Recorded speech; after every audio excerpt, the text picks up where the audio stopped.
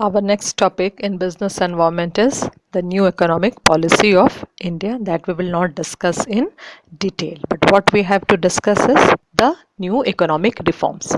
As a part of economic reforms, the government of India announced a new industrial policy in July 1991 which was sought to liberate the industry from the shackles of the licensing system, that is liberalization, to drastically reduce the role of public sector privatization and to encourage foreign private participation in industrial development, that is globalization.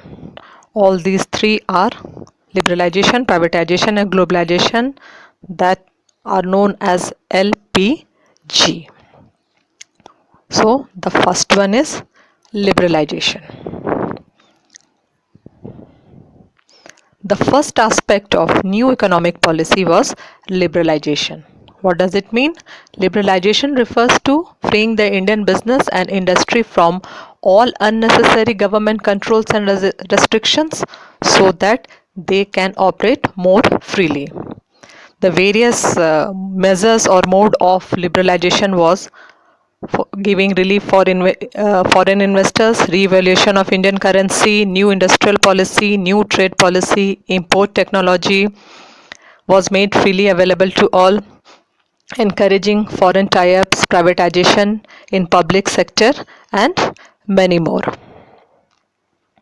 The various impacts of liberalization was, first, see the positive impacts. It helps in increasing the foreign investment, also increased in the production capacity of various industry. There was technological advancement in the various sectors. In fact, the GDP growth was also increased. The cons were, or the negative effects were, it led to the increase in unemployment and decrease in the tax receipt in the government treasury. Once again, you see the liberalization measures, that are industrial sector reforms, financial sector reforms, tax reforms, foreign exchange reforms, and trade policy. All these reforms put a dramatic or drastically change in the Indian industrial scenario. The next one is privatization. Privatization refers to the transfer of state-owned enterprise to the private sector by the sale of going concern or by the sale of assets following their liquidation. This can be done by denationalization or disinvestment, joint venture, leasing, franchising. Or we can say that to execute the policy of privatization, generally government took the following steps. The first one was disinvestment of public sector, that is the transfer of public sector enterprise to the private one. Second one, the setting up of Board of Industrial and Financial Reconstruction, which was set up to revive or to close the sick units which are suffering a huge loss. And the third one was dilution of stake of government. If in the process of disinvestment, private sector acquires more than 51% shares, then it will result in the transfer of ownership and management to the private sector. Now again, the impacts of privatization, both positive and negative one. The positive impacts were private companies, they cut their cost and they become more efficient and more productive. They also increase the competition in the Indian market, and the private companies were more responsive towards the customer complaints, needs and wants. The negative effects were the public services which were provided to the citizens by the public sector were hampered. There was a huge loss of a job, and privatization, as you know, is always expensive. Now the next one is globalization. Globalization refers to the reduction or removal of government restriction on the movement of goods, services, capital, technology and talent across the national boundaries.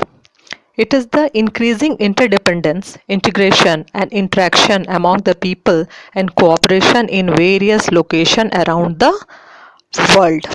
Basically, globalization refers to integration of various economies of the world.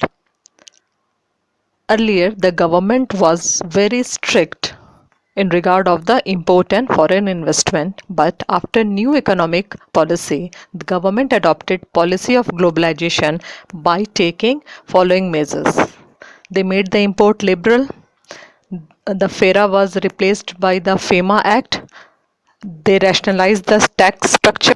Export duties were abolished and import duties were reduced. As a result of globalization, physical boundaries and political boundaries were no more barriers for the business enterprises. Now, the impacts of globalization. First, the positive effects. No doubt, the market of any business firm was expanded throughout the world. There was a development of infrastructure, huge, the living standard of the people increased. There was a in there was or there are still international cooperation going on in between the various business firms, but along with positive effects, again certain negative effects were there. The competition became very strict, very stiff. Monopoly was monopoly started increasing in the market. Foreign companies, they started taking over the domestic firms, and the inequalities among the people or the society, it started increasing.